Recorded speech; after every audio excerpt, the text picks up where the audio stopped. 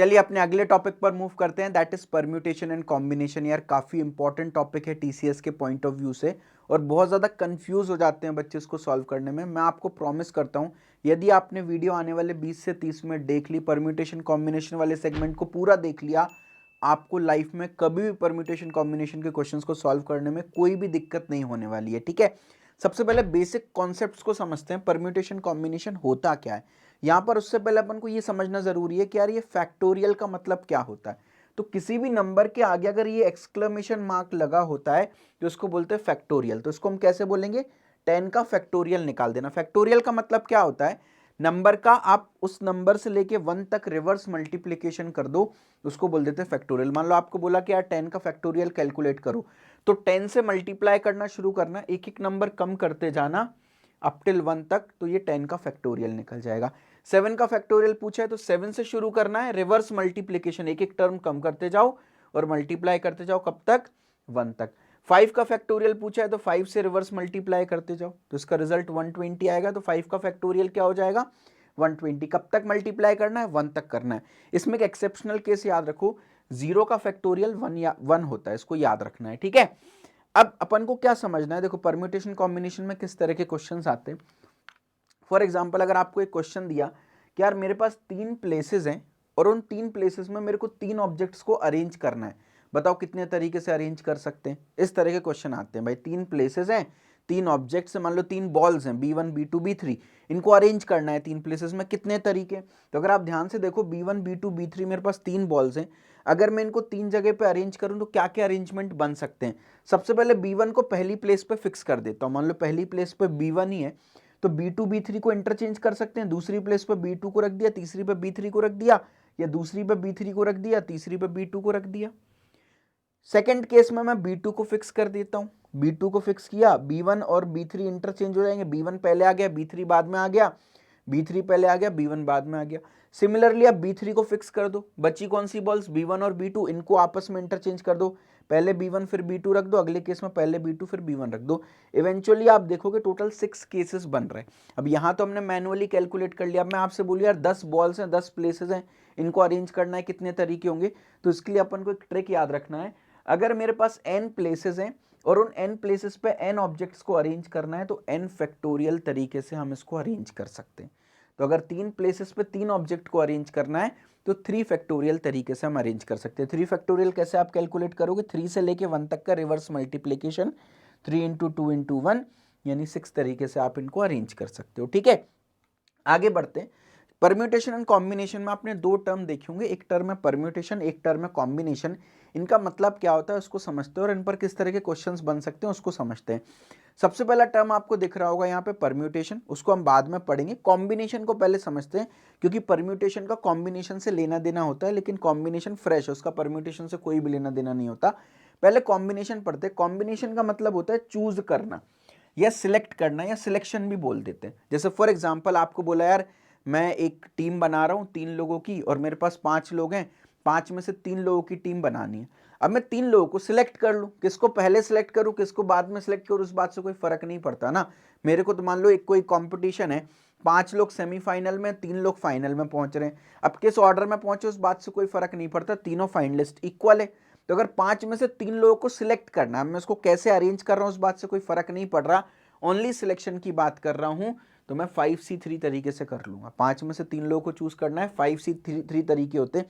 अब ये 5C3 क्या होता है उस बात को अपन समझेंगे अभी। तो फॉर एग्जाम्पल मेरे पास n पीपल है, n में से r लोगों को मुझे चूज करना, ऑब्वियसली n बड़ा होना चाहिए इसके लिए, n should be greater than r। तो अगर n में से r लोगों को चूज करना है, ज्यादा लोगों में से कम लोगों को चूज करना है, तो NCR तरीके होते हैं। NCR का फॉर्मूला होता है n factorial divided by n minus r का फैक्टोरियल मल्टीप्लाइड बाय r का फैक्टोरियल। यहाँ पे 5C3 लिख रहा हूँ, तो NCR और 5C3 को अगर आप रिलेट करो तो n की वैल्यू 5 आ रही है, r की वैल्यू 3 आ रही है। क्या फॉर्मूला बनता है, n फैक्टोरियल, n की वैल्यू 5 है तो 5 factorial, n minus r factorial यानी 5 minus 3 factorial multiplied by r factorial यानी 3 फैक्टोरियल। इसको सॉल्व करो, 5 फैक्टोरियल क्या हो जाएगा, 5 से लेके 1 तक की गिनती, तो 5 into 4 into 3 into 2 into 1, 5 minus 3 factorial, 5 minus 3 हो गया 2 का फैक्टोरियल, 3 फैक्टोरियल हो गया 3 इंटू 2 इंटू 1, इवेंचुअली ये क्या बन जाएगा 5 इंटू 4 इंटू 3 इंटू 2 इंटू 1, 2 का फैक्टोरियल हो गया 2 इंटू 1, 3 इंटू 2 इंटू 1, तो यहाँ से 3 इंटू 2 इंटू 1 कट गया और ये आपका 2 टाइम्स कट गया, यानी 5 इंटू 2 टोटल 10 तरीके में आप 5 में से 3 लोगों को चुन सकते हो। तो मान लो मेरे पास P1 P2 P3 P4 P5 है, 5 लोग हैं, तो 3 तरीके हैं जिसमें मैं उनको चुन सकता, सॉरी 10 तरीके हैं जिनमें मैं इन 5 में से 3 लोगों को चूज कर सकता हूँ। अभी मैं इन 3 लोगों को अरेंज करने की बात नहीं कर रहा, यहाँ पे मैं अरेंज कर रहा था बॉल्स को। मेरे पास 3 बॉल थी, 3 बॉल को 3 जगह पे अरेंज कर रहा था, यहाँ पे अरेंज नहीं, बस आपने चूज कर लिया भाई अब ये मैं B1 को पहले रखूँ, B2 को पहले रखूँ, B3 को पहले रखूँ, इस बात से कोई फर्क नहीं पड़ता। मान लो मैंने 5 में से ये 3 लोग सिलेक्ट किए, P1 P3 P4, अब किसको पहली प्लेस पे रख रहा हूँ, किसको दूसरी पे, किसको तीसरी पे, इस बात से कोई भी फर्क नहीं पड़ता। इसको आप ऐसे समझो, इंडिया टीम में पहले 11 प्लेयर्स का सिलेक्शन होता है कि कौन से 11 खिलाड़ी खेल रहे हैं। उस समय इस बात से फर्क नहीं पड़ता पहले कौन खेलेगा बाद में कौन खेलेगा। उसके बाद फिर क्या होता है, एक परम्यूटेशन, एक अरेंजमेंट टाइप का डिसाइड हो जाता है कि पहली प्लेस पे तू जाएगा, दूसरी पे तू जाएगा, तीसरी पे तू जाएगा। बट पहले मैं क्या करता हूँ, 11 प्लेयर्स का सिलेक्शन करता हूँ। तो ऐसा जरूरी नहीं है कि भाई जसप्रीत बुमराह जो है बॉलर है तो उसको मैं पहले नहीं सिलेक्ट कर सकता, हो सकता है सबसे पहले उसको ही सिलेक्ट कर लूँ, वो खेलता तो 11वें नंबर पे है। तो परम्यूटेशन कॉम्बिनेशन का मतलब होता है सिलेक्शन, तो इस बात को कंफ्यूज मत होना। Combination has nothing to do with arrangement, इसका मतलब सिर्फ चूज करने से, मेरे को चूज करना है, ठीक है। अब ये एनसीआर को कैलकुलेट करने का ना ये मेथड बहुत कॉम्प्लिकेटेड लगता है मुझे और कैलकुलेशन एरर के भी चांसेस होते हैं, तो इसकी एक बार ट्रिक सीख लेते हैं एनसीआर जल्दी से हम कैसे कैलकुलेट कर सकते हैं, क्योंकि आपको बार बार कैलकुलेट करना पड़ेगा यहाँ पर, ठीक है। जैसे फॉर एग्जांपल मेरे को 7C2 की वैल्यू कैलकुलेट करनी है। अब एक तरीका तो क्या है, nCr is equal to n factorial upon n minus r factorial into r factorial. N की वैल्यू 7 है, सी के ऊपर जो लिखा होता है वो एन होता है, सी के नीचे जो लिखा होता है वो आर होता है। तो एन की वैल्यू 7 है, आर की वैल्यू 2 है, तो मैंने एन में 7 रख दिया, आर की वैल्यू 2 रख दी, तो 7 माइनस 2 का factorial into r factorial 2 factorial ऊपर एन फैक्टोरियल। तो 7 का फैक्टोरियल क्या हो जाएगा, 7 से लेके 1 तक का मल्टीप्लीकेशन। 7 माइनस 2 का फैक्टोरियल हो गया 4 फैक्टोरियल इंटू 2 फैक्टोरियल हो गया 2 इंटू 1। तो 7 से लेके 1 तक का multiplication 2 into 1 as it is है, और ये जो 5 फैक्टोरियल बचा ये 5 से लेके 1 तक का मल्टीप्लीकेशन है। तो अगर आप ध्यान से देखो तो 5 से लेके 1 तक का मल्टीप्लीकेशन इधर भी कैंसिल हो गया, 7 इंटू 6 अपॉन 2 इंटू 1 बचा, यानी ये 7 इंटू 3 21 निकल करके आ रहा है, ठीक है। अब now see how complicated this method is, एक भी नंबर मिस किया कैलकुलेशन एरर हो जाएगी, तो अपने को ये मेथड फॉलो ही नहीं करना। एक बहुत सिंपल सी ट्रिक याद रखो, सी के नीचे जो टर्म है ना ये हमारे लिए इंपॉर्टेंट है। सी के नीचे 2 टर्म्स है ना, तो मैं न्यूमरेटर बाय डिनोमिनेटर के फॉर्म में अपना आंसर लिखूंगा। न्यूमरेटर में भी मेरे 2 आइटम्स होंगे, डिनोमिनेटर में भी मेरे 2 आइटम्स होंगे। 2 आइटम्स ही क्यों भैया, क्योंकि सी के नीचे 2 लिखा है। तो अगर मैं एनसीआर की बात कर रहा हूं तो सी के नीचे आर लिखा है ना, तो मैं इसके रिजल्ट को न्यूमरेटर अपॉन डिनोमिनेटर के फॉर्मेट में लिखूंगा। डिनोमिनेटर में भी मेरे आर आइटम्स होंगे, न्यूमरेटर में भी मेरे आर आइटम्स होंगे। तो सी के नीचे जो लिखा होता है उतने आइटम्स, तो सी के नीचे 2 लिखा है तो 2 आइटम्स 2 आइटम्स। डिनोमिनेटर बिल्कुल सिंपल है, 1 से शुरू कर दो भाई, तो 1 से मल्टीप्लीकेशन शुरू कर दो, कितने टाइम्स, 2 टाइम्स, 2 आइटम है ना तो 2 टाइम्स। और न्यूमरेटर में यहां से रिवर्स मल्टीप्लीकेशन शुरू होता है, तो डिनोमिनेटर में 1 से लेके मल्टीप्लीकेशन शुरू होता है, फॉरवर्ड मल्टीप्लीकेशन शुरू होता है। न्यूमरेटर में रिवर्स मल्टीप्लीकेशन शुरू होता है और नंबर से शुरू होता है। तो 7 से शुरू हो रहा है, 7 से 6 तक, 6 तक ही क्यों गए, रिवर्स जाना था, 6 तक ही क्यों गए, क्योंकि 2 आइटम ही चाहिए थे। तो 7 इंटू 6 अपॉन 1 इंटू 2, डायरेक्ट आप इसी स्टेप पे आ गए। देखो 7 इंटू 6 अपॉन 1 इंटू 2, 21 आपका आंसर निकल के आ गया। कितने जल्दी आया। तो मैं क्या कर रहा हूं, देखो डिनोमिनेटर में 1 से मल्टीप्लीकेशन शुरू करना है, आर टाइम्स तक मल्टीप्लाई करना है, न्यूमरेटर में एन से शुरू करना है और रिवर्स मल्टीप्लीकेशन शुरू करना है, एक एक कम करना है और आर टाइम्स तक इसको भी सॉल्व करना है। अभी हम और भी एग्जांपल सॉल्व करते हैं, एक क्वेश्चन और देखते हैं, 8C3 सॉल्व करना है। तो देखो भाई सी के नीचे 3 है, तो न्यूमरेटर में भी 3 आइटम, डिनोमिनेटर में भी 3 आइटम। डिनोमिनेटर में 1 से शुरू करो, 3 तक चल दो 3 आइटम के लिए। न्यूमरेटर में 8 से शुरू करो, रिवर्स जाओ 7 और 6 तक। 6 तक क्यों गए, क्योंकि 3 आइटम मेरे खत्म हो गए जी। इसको आप सॉल्व करो तो 2 इंटू 3 6 हो गया, 8 इंटू 7 आपका 56 बच गया। एक और एग्जांपल देखो, 8C6 मेरे को सॉल्व करना है। तो आप देखो भाई सी के नीचे 6 है ना, तो इधर भी 6 आइटम्स, इधर भी 6 आइटम्स, न्यूमरेटर डिनोमिनेटर दोनों में। डिनोमिनेटर में 1 से शुरू करना है, 6 तक जाना है। न्यूमरेटर में रिवर्स चलना है, 8 से शुरू करो, 8 7 6 5 4 3 2। अब आप गिनो 1 2 3 4 5 6 आइटम हो गए, टोटल 6 आइटम ही चाहिए। तो आप ध्यान से देखो 3 इंटू 4 इंटू 5 इंटू 6, यहाँ पे भी 3 इंटू 4 इंटू 5 इंटू 6 कट गया, यानी 8 इंटू 7/2 बचा, तो ये आपका 4 टाइम्स 7 चौको 28 आपका आंसर निकल गया। लेकिन यार मेरे को तो, मैं तो बहुत आलसी हूँ यार, मेरे को तो इसमें भी बहुत टाइम लग रहा है यार। 6 आइटम मल्टीप्लाई, अगर हाँ ऊपर 3 आइटम तक थे तो ठीक था भैया, 2 आइटम तक थे तो ठीक था, लेकिन यहाँ तो 6 आइटम है यार, तो मेरे को तो दिक्कत हो रही है। एक काम करते हैं, अभी इसका भी अपन सॉल्यूशन देख लेते हैं भाई।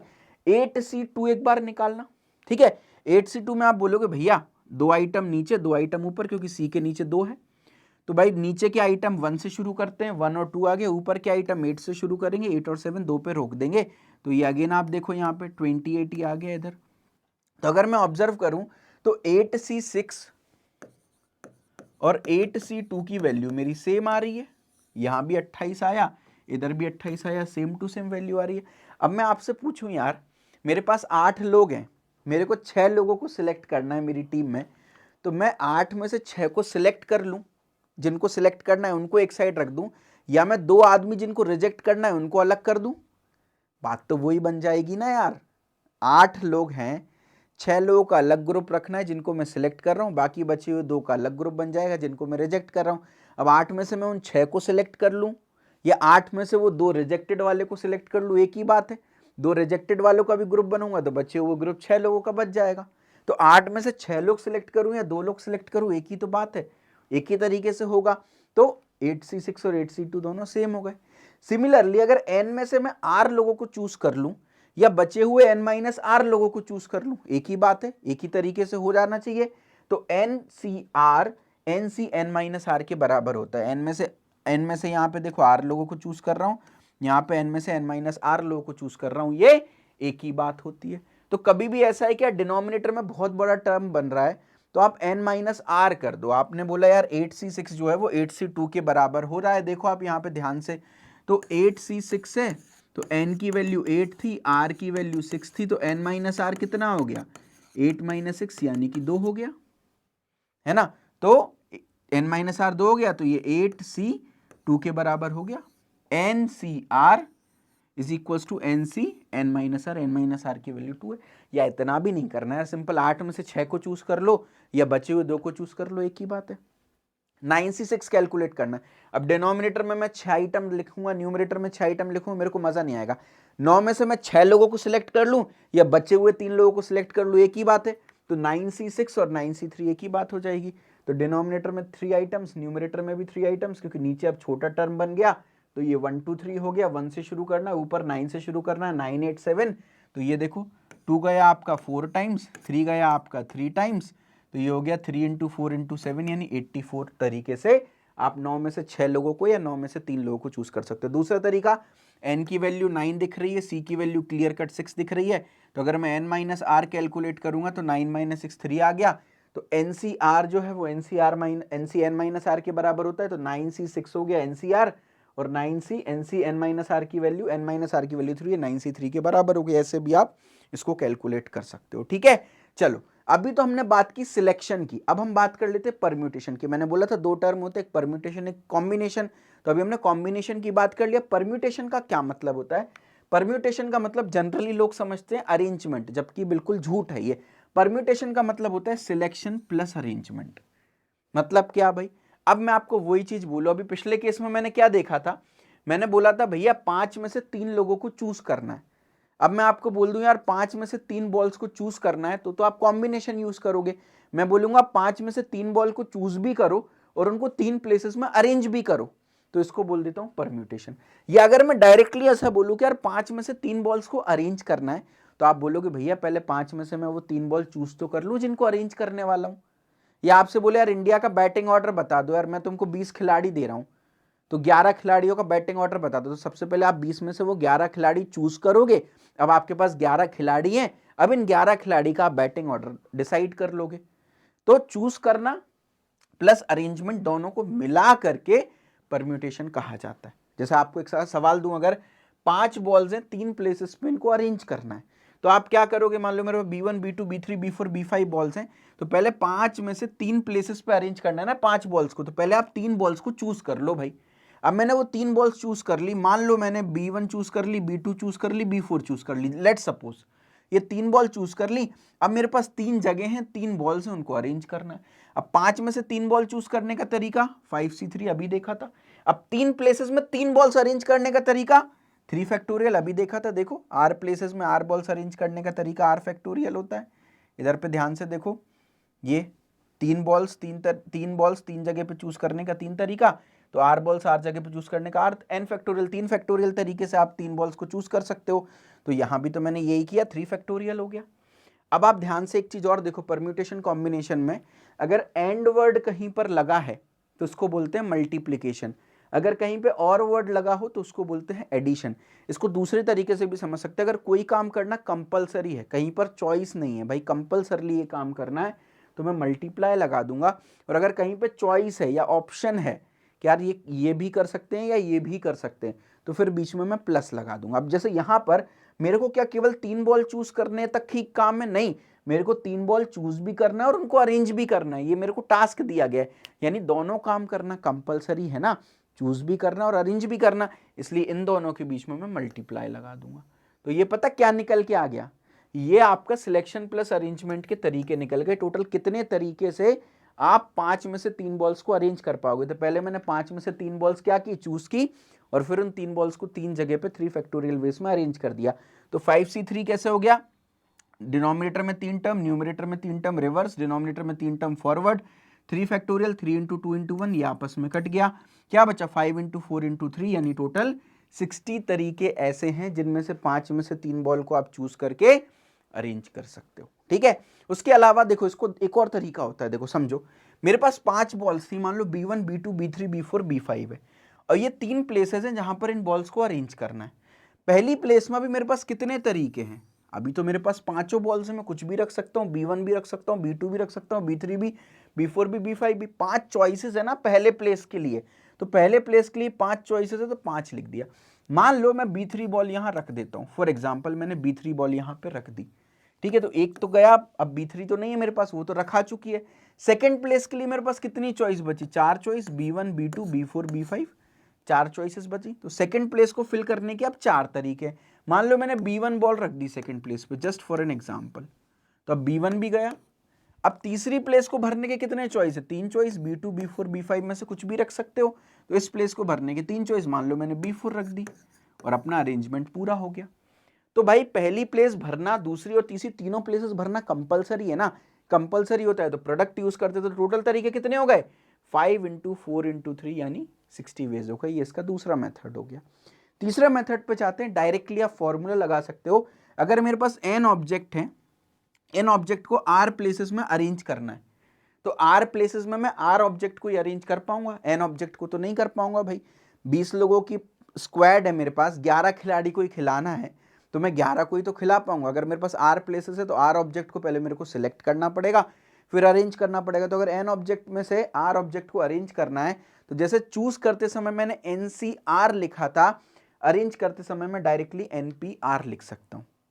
n परम्यूटेशन r, वहां पे NCR था, n चूज r, n में से r को चूज करना, यहाँ पे n में से r को परम्यूटेट करना। परम्यूटेट में दोनों चीजें आती है, चूज भी करना है, अरेंज भी करना है। तो डायरेक्टली उसको n factorial upon n minus r factorial लिख सकते हैं। जैसे फॉर एग्जांपल 5 में से 3 बॉल को अरेंज करना है, तो इसको मैं n की वैल्यू क्या हो गई, यहाँ पे 5 हो गई, r की वैल्यू 3 हो गई, तो n में से r बॉल को रखना है, तो 5 factorial upon n minus r यानी 5 माइनस 3 का factorial, 5 factorial upon 2 factorial, 5 factorial लिख दिया, ये 2 फैक्टोरियल लिख दिया।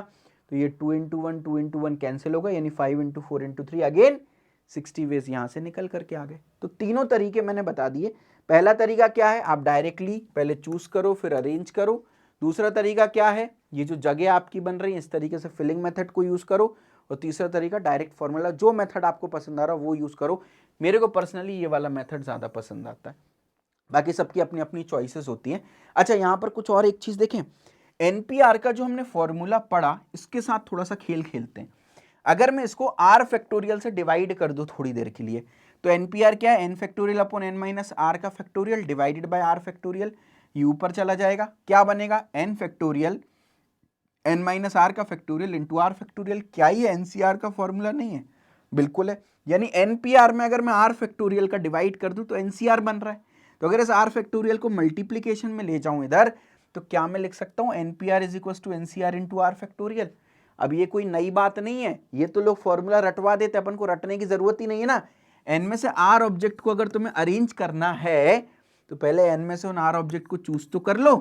चूज कर लिए, अब r ऑब्जेक्ट है, r प्लेसेस हैं तुम्हारे पास, तो r फैक्टोरियल तरीके से कर लोगे। यहां भी तो यही किया है, 5 में से 3 ऑब्जेक्ट को परम्यूटेट करना था तो पहले 3 ऑब्जेक्ट को चूज किया और फिर 3 फैक्टोरियल वेज में अरेंज किए। तो यहाँ पे भी n में से r ऑब्जेक्ट को परम्यूटेट करना था तो मैंने r ऑब्जेक्ट को पहले चूज किया फिर उनको अरेंज कर दिया। बिल्कुल सिंपल सी बात है। क्वेश्चन करते हैं, TCS प्रीवियस ईयर क्वेश्चन है ये। आपको बोला हमारे पास अगर 10 लोग हैं, 4 चेयर्स हैं, तो कितने तरीके से हम लोगों को बिठा सकते हैं। ठीक है, यहाँ पे लोगो लगाना भूल गया, बाकी this is a TCS previous year question. 10 लोग हैं, 4 चेयर हैं, कैसे बिठा सकते हैं 10 लोगों को 4 चेयर पे? पॉसिबल ही नहीं है। तो पहले अपन को क्या करना है, if we have 10 people and 4 chair, what are the number of ways to seat them? हम 4 लोगों को ही बिठा सकते हैं ना यार।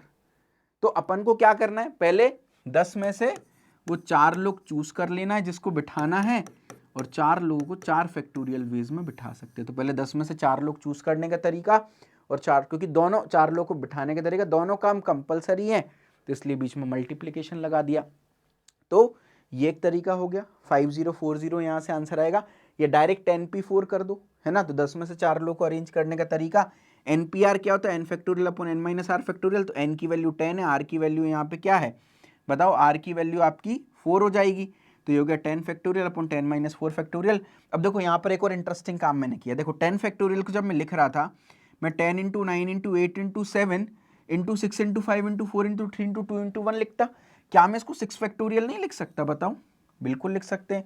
तो ये 6 फैक्टोरियल हो गया, 10 माइनस 4 ये भी 6 फैक्टोरियल, ये आपस में कट जाएगा, 10 इंटू 9 इंटू 8 इंटू 7 बचेगा, यानी 540 वेज। और जो मेरा फेवरेट मेथड है उसको कैसे भूल सकते हो भाई, 4 प्लेसेस है ना, 10 लोग हैं, तो पहली प्लेस के लिए तो अभी 10 ही चॉइस है, मैं किसी को भी बिठा सकता हूँ। तो 10 तरीके हो गए। मान लो P2 को बिठा दिया यहाँ, तो अब P2 तो बैठ गया। अब दूसरी प्लेस के लिए 9 चॉइस बची, ठीक है, तो मान लो दूसरी प्लेस में P4 को बिठा दिया। तीसरी प्लेस के लिए 8 चॉइस बची, मान लो उसमें P8 को बिठा दिया, ठीक है। और चौथी प्लेस के लिए कितनी चॉइस बची बताओ, 7 तरीके बचे, मान लो P1 को बिठा दिया, बैठ गए ना 4 लोग। तो अब ये क्योंकि 4 लोगों को बिठाना कंपलसरी है इसलिए मल्टीप्लाई लगा दिया, 10 into 9 into 8 into 7, 540 ways is the correct answer. Option A is the correct answer. तो तीनों तरीके हैं, आप कोई भी तरीका जो आपको पसंद आए उसको यूज कर सकते हो। अच्छा एक बात और मैं आपको बता देता हूं, मैं n फैक्टोरियल को n इंटू n माइनस 1 का फैक्टोरियल भी लिख सकता हूं, अगर आप ध्यान से देख रहे हो। कैसे, आप देखो ना, n इंटू, या आप इसको ऐसे समझो, 7 फैक्टोरियल को मैं 7 इंटू 6 का फैक्टोरियल भी लिख सकता हूं ना। 6 फैक्टोरियल क्या है, 6 into 5 into 4 into 3 into 2 into 1, तो 7 इंटू दिस, ये 7 फैक्टोरियल बन गया। या इसको आप ऐसे भी कर सकते हो, किसी भी स्टेज पे तोड़ सकते हो, 5 फैक्टोरियल लिख सकता हूँ, या इसको 7 इंटू 6 इंटू 5 इंटू 4 फैक्टोरियल लिख सकता हूँ। तो किसी भी स्टेज पर मैं इसको ब्रेक कर सकता हूँ, क्योंकि फैक्टोरियल का मतलब है वहां से लेके 1 तक कंटिन्यू करो, तो एनीवेज में 1 तक कंटिन्यू करने वाला था, तो इसको इस तरीके से भी लिख सकते हो। ठीक है, तो परम्यूटेशन एंड कॉम्बिनेशन का जो बेसिक आइडिया NPR NCR का है वो आपको एकदम क्लियर हो गया होगा। अगर आपको मेरे पढ़ाने का तरीका पसंद आया, पहली बार अगर ऐसा हुआ कि परम्यूटेशन कॉम्बिनेशन भैया दिल से समझ आया, तो एक बार कमेंट सेक्शन में बता जरूर दीजिएगा। चलिए, अब बेसिक आइडिया में क्लैरिटी मिल गई होगी तो कुछ क्वेश्चन सॉल्व कर लेते हैं। ये वाला जो क्वेश्चन आपकी स्क्रीन पर डिस्प्लेड है, ये TCS प्रीवियस ईयर क्वेश्चन है और आपके लिए बच्चों का खेल हो गया भाई। क्या बोले, in how many ways can we form a 5 lettered word no repetition starting with A and ending with Z। भाई आपको एक 5 लेटर्ड वर्ड बनाना है, बोला है कोई भी रिपीटेशन नहीं कर सकते, यानी हर एक अल्फाबेट एक बार ही आ सकता है, मैक्सिमम 2 बार नहीं आ सकता है ना। आप नंबर ऐसा नहीं बना सकते हो, A और Z से, A से शुरू करना है, Z पे खत्म करना है, you can't take B 2 times, right. आपको यूनिक अल्फाबेट्स ही चूज करने हैं हर बार, ठीक है, रिपीटेशन नहीं कर सकते हो। A से स्टार्ट करना है, Z पे एंड करना है, तो एक 5 लेटर्ड अल्फाबेट बनाना है, A से स्टार्ट करना है, Z पे एंड करना है, तो ये 2 प्लेसेस तो फिक्स कर दी। अब जो भी मेरे को परम्यूटेशन कॉम्बिनेशन खेलना है वो इन 3 जगह पे ही खेलना है। तो अब पहली जगह को भरने के कितने तरीके हैं भाई, ठीक है। तो अब आप देखो यहाँ पर आपको एक 5 लेटर्ड वर्ड बनाना है। अब तो सारे कॉम्बिनेशंस अरेंजमेंट भी तो आपको देखने पड़ेंगे, सिर्फ 3 लेटर चूज करने से काम नहीं चलेगा। उन 3 लेटर को कैसे, मान लो आपने B C और D चूज कर लिया, तो एक अल्फाबेट तो क्या बन सकता है, A B C D Z, एक बन सकता है A C B D Z, आप BCD के अलग अलग कॉम्बिनेशन लोगे तो आप देखो ना, अलग अलग 5 लेटर्ड वर्ड बन रहा है, ये 2 अलग अलग 5 लेटर्ड वर्ड्स हैं। ये ACBDZ अलग वर्ड है, ABCDZ अलग वर्ड है। तो भाई यहाँ पे कॉम्बिनेशन केवल काम नहीं चलेगा, आपको परम्यूटेशन भी बनाने पड़ेंगे। तो भाई परम्यूटेशन कैसे बनाते हैं, मैंने आपको बताया था, मेरा तो फेवरेट मेथड यही है। 3 जगह, पहली जगह को फिल करने के कितने तरीके हैं यहाँ पर आप देखो, टोटल 26 अल्फाबेट्स होते हैं। इंग्लिश वर्णमाला जो होती है, इंग्लिश अल्फाबेट सीरीज में 26 अल्फाबेट होते हैं A से Z तक। 2 अल्फाबेट चले गए, बच्चे 24 अल्फाबेट। अब पहली प्लेस को भरने के, ये दूसरी प्लेस को भरने के कितने तरीके, 24 में से आप कोई भी अल्फाबेट चूज कर सकते हो, अपने को कोई दिक्कत नहीं है। तो आप एक काम करो, मान लो अपन ने D चूज कर लिया, यहाँ पे D रख दिया। अब दूसरी ये वाली प्लेस को भरने के लिए कितने अल्फाबेट बचे, अब अपने पास 23 अल्फाबेट बचे, तो 23 में से कोई भी रख दिया, मान लो L रख दिया। तीसरी प्लेस को भरने के लिए कितने अल्फाबेट बचे आप बताओ, तीसरी प्लेस को भरने के लिए 2 और कम हो गए, 24 में से तो 22 अल्फाबेट बचे, तो कोई भी अल्फाबेट रख दो। तो अब तीनों प्लेसेस को भरना कंपलसरी, इसलिए इनका आपस में मल्टीप्लाई कर दो, 12,144 will be the correct answer. चलिए अगले क्वेश्चन पर मूव करते हैं। अगेन ये एक नई कैटेगरी है भाई। आपको बोला इन how many veg a committee consisting of 4 men and 2 women can be chosen from 6 men and 5 women। TCS previous year question है। बोला आपके पास टोटल 6 मैन है, 5 वुमेन है, आपको एक कमेटी बनानी है जिसमें 4 मैन होने चाहिए, 2 वुमेन होनी चाहिए। इससे सिंपल क्या हो सकता है, कितने तरीकों से आप ये कमेटी बना सकते हो। मैं कहता हूं 6 में से 4 मैन को चूज कर लो, ठीक है, और 5 में से 2 वुमेन को चूज कर लो। अब यार कमेटी में कौन सा आदमी किस पोजीशन पे, उससे कोई फर्क थोड़ी ना पड़ता। 6 में से 4 आदमी को चूज करना है, पहले राम को चूज करो, श्याम को चूज करो, क्या मतलब है। कमेटी में तो टोटल अपने 4 मैन। तो यहां पर ये वाला जो क्वेश्चन है, इसमें सिर्फ और सिर्फ हम कॉम्बिनेशन की बात कर रहे हैं, परम्यूटेशन अरेंजमेंट से हमको कोई भी लेना देना नहीं है। तो हमने क्या किया, 6 में से 4 आदमी को सिलेक्ट करने के, चूज करने के, सी क्यों लगा, क्योंकि सिर्फ चूज करना है हमको, ठीक है। और 5 में से 2 लेडीज को चूज करना है, 5 वुमेन में से 2 वुमेन को चूज करना है, और 6 में से 4 मैन को। बीच में मल्टीप्लाई क्यों लगा, आप समझ ही चुके हो, क्योंकि मैन और वुमेन दोनों चाहिए कमेटी में, तो एक कंपलसरी है, कोई चॉइस नहीं थी, इसलिए बीच में मल्टीप्लाई कर दिया। अब इसको सॉल्व करना है। आप देखो 6C4 में मैं डिनोमिनेटर में 4 आइटम्स लिखूंगा, न्यूमरेटर में 4 आइटम्स लिखूंगा, यार मेरे को दिक्कत होगी। तो अब 6 में से 4 लोगों को जिस तरीके से चूज करते हो, वैसे 6 में से 2 को चूज कर लो, एक ही बात है। मैं कमेटी में 4 लोगों को चूज कर लूं, या उन 6 में से 2 लोगों को अलग कर दूं, तो भी तो 4 लोग बचे, उनकी कमेटी बना लूंगा। तो 6 में से 4 को जितने तरीके से चूज कर सकते हो उतने में, 6 में 2, मैं ऑलरेडी इसका डिस्कशन कर चुका हूं। NCR NC n-r के बराबर होता है, तो 6C4 मेरा 6C2 के बराबर है, मैंने यहाँ लिख दिया, और 5C2 ऐसे लिख दिया। इसमें कोई दिक्कत नहीं, क्योंकि डिनोमिनेटर में छोटा सा टर्म है C के नीचे। तो 2 आइटम नीचे 1 2, और 2 आइटम ऊपर, रिवर्स में लिखते हैं ऊपर, तो 6 × 5, 2 आइटम नीचे 1 2, ऊपर रिवर्स में 5 × 4, तो ये हो गया 6 × 5 30/2 15, 5 × 4 20/2 10, 150 तरीकों से आप ये कर सकते हो। बिल्कुल सिंपल सा क्वेश्चन था, कोई भी रॉकेट साइंस नहीं थी। तो ये आइडेंटिफाई करना बहुत ज़रूरी होता है कि कहाँ पे परम्यूटेशन लगाना है, कहाँ पे कॉम्बिनेशन लगाना है। तो आपको क्लैरिटी मिल गई होगी। एक विद्यार्थी कर्तव्य, again TCS previous year question, बिल्कुल डिट्टो सिमिलर टाइप का क्वेश्चन है, इसलिए मैं आपको प्रीवियस ईयर क्वेश्चन करा दे रहा हूं, क्योंकि एग्जाम्स में रिपीट होते हैं। तो ये विद्यार्थी कर्तव्य होमवर्क क्वेश्चन है, तो आपको कमेंट सेक्शन में लिखना है परम्यूटेशन कॉम्बिनेशन, ब्रैकेट में लिखना है विद्यार्थी कर्तव्य, इस क्वेश्चन का आंसर लिखना है। उसके बाद वीडियो के डिस्क्रिप्शन में और वीडियो के एंड में करेक्ट आंसर्स दे रखे हैं, एक बार देख लीजिएगा, अपना स्कोर बोर्ड अपडेट जरूर कर दीजिएगा कमेंट बॉक्स में। तो परम्यूटेशन कॉम्बिनेशन में कंप्लीट क्लैरिटी मिल गई होगी। अगर आपको लगा हो कि यार अच्छे से समझ आई चीज़, तो वीडियो को लाइक कर दीजिएगा, अच्छा सा फीडबैक परम्यूटेशन कॉम्बिनेशन का जो भी हो वो छोड़ दीजिएगा भाई। एंड चैनल को अभी तक सब्सक्राइब नहीं किया हो तो सब्सक्राइब कर लीजिएगा, और बचा हुआ सेगमेंट वीडियो को ज़रूर पूरा देखिएगा।